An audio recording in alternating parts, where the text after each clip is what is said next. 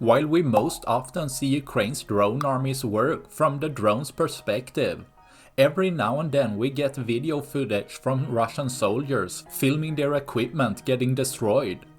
Here a Russian position had a delivery from a supply truck, something Ukraine's drone army had spotted and sent a FPV drone to take care of. With the sound of the drone striking the supply truck gives an indication of the power of the warhead.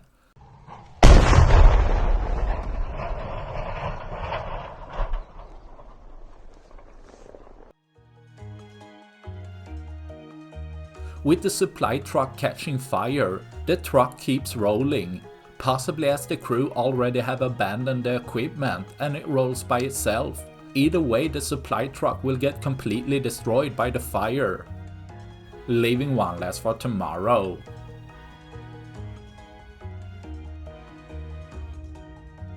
That's all I had for this video. Please like and subscribe for more. Thanks for watching. Bye.